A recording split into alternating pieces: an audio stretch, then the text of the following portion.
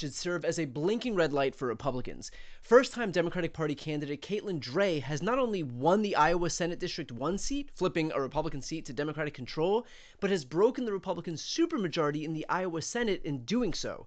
And just as impressive, this is a seat that Donald Trump won in 2024 by 11 points, now seeing a more than 10-point swing to the left, meaning this is a 21-point swing from red to blue. If we saw the national environment turn to the same extent this seat in Iowa has, that would mean Democrats would win the House and Senate and eliminate any semblance of a mandate that Trump and Republicans ever had. Another blinking red light for Republicans in Iowa, the state's U.S. Senator Joni Ernst is up for re-election this upcoming cycle in 2026. And according to public policy polling, PPP's new Iowa poll finds that Joni Ernst is unpopular and could face a tough fight for re-election next year. Only 39% of voters approve of the job Ernst is doing, to 47% who disapprove. Just 38% say they want to re-elect her, to 52% who prefer someone new, and a matchup with a generic Democrat opponent is virtually tied, with Ernst getting 45% and her hypothetical foe 43%. In fact, she's actually trailing one of her Democratic opponents, Zach Wahls, 45% to 43%. And if you're wondering why that might be, well, I think I have an idea, given that this was one of her most recent appearances at a town hall.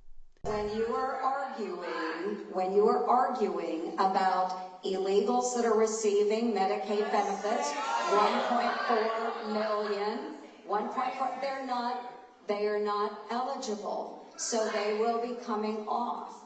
So people are not, well, we all are going to die. So for heaven's sakes, folks. And as if that wasn't bad enough, when she was confronted with the massive backlash for her heartless statement in light of 17 million Americans getting their health care ripped away, she opted, of course, to double down. Hello, everyone. I would like to take this opportunity to sincerely apologize for a statement that I made yesterday at my town hall. I was in the process of answering a question that had been asked by an audience member when a woman who was extremely distraught screamed out from the back corner of the auditorium, "People are going to die." And I made an incorrect assumption that everyone in the auditorium understood that, yes, we are all going to perish from this earth. So I apologize. And I'm really, really glad that I did not have to bring up the subject of the tooth fairy as well. But for those that would like to see eternal and everlasting life, I encourage you to embrace my Lord and Savior, Jesus Christ. Weird how this woman can't manage to elevate her approval rating in her state. Truly one of life's great mysteries. And of course, this latest special election result wasn't the only warning sign for Republicans. Earlier this summer, Democrat Sam Sutton won a special election for New York State Senate District 22, a district that Trump won by 55 points in November of 24. This is a district where Trump got 77% of the vote in November. And yet, when voters had the chance to send a Republican to the state Senate, they chose the Democrat by an almost 2-to-1 margin. That was an 89-point swing from red to blue in a matter of months. And that came just days after Democrat John Ewing Jr. pulled off a stunning upset victory in the Omaha mayoral race in Nebraska, defeating 3-term Republican incumbent John Stoddard, flipping that seat from red to blue and marking the first time that a Democrat has been elected mayor of Omaha since 2009.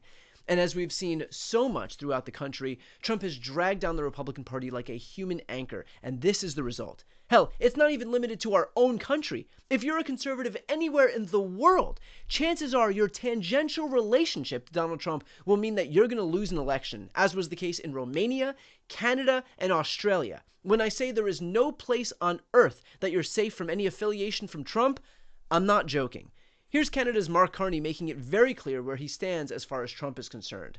As I've been warning for months, America wants our land, our resources, our water, our country. Never. But these are not idle threats.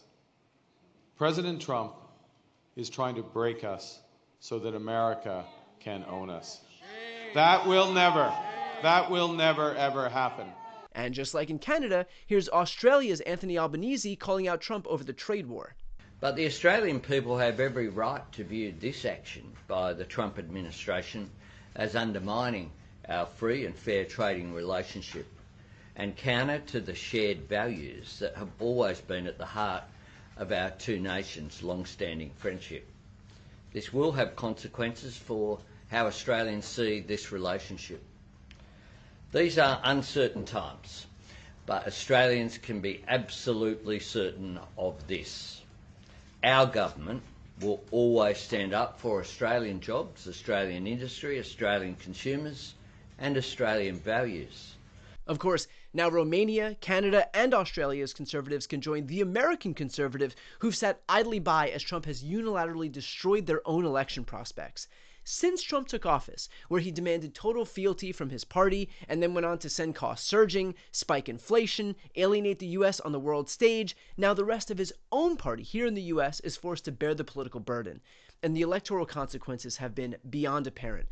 Just a few months ago, the two Republican candidates in Florida's special elections underperformed by 16 points and 22 points respectively from the party's 2024 margin. In Wisconsin, liberal Supreme Court Justice nominee Susan Crawford overperformed the 2024 presidential election contest by 11 points en route to her victory in that race.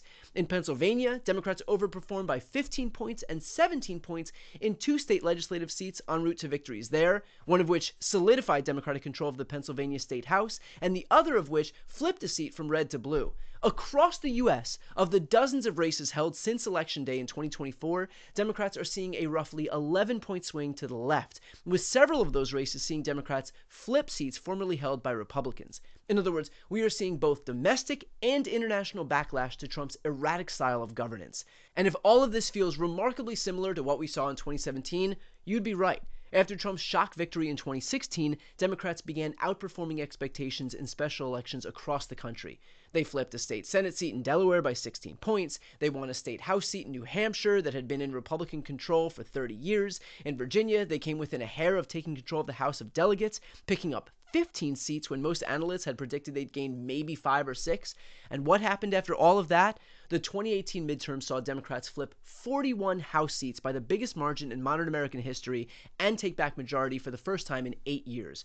Now look, I'm not saying any of this to make you feel complacent. Quite the opposite. I'm saying this to show you that even when it feels like the chips are down and hope feels lost, we can win. That doesn't mean it won't take work and organizing and volunteering and donating and door knocking and canvassing and messaging and fixing our own brand problems, but the environment is obviously favorable to Democrats. Our job is to capitalize on it. There's plenty of work to do, but so far it does seem to be paying off. Before you go, if you enjoyed this content and you want to see more and support independent media, please subscribe to this channel. The subscribe button will be right here on the screen. But second, the reality is that we are now in a political environment where this administration can lean on any of the social media platforms to suppress certain voices if they don't like critical coverage. That means my longevity here is in the hands of a few tech billionaires who are already making it clear that they are willing to cater to this administration. To that end, signing up for my newsletter is a way for me to reach you directly if that ever becomes necessary. I'll put the link right here on the screen as well, so please sign up. It's free, but there's also an option to do a paid subscription if you'd like to support me and my team. I really appreciate it. Thanks so much for watching.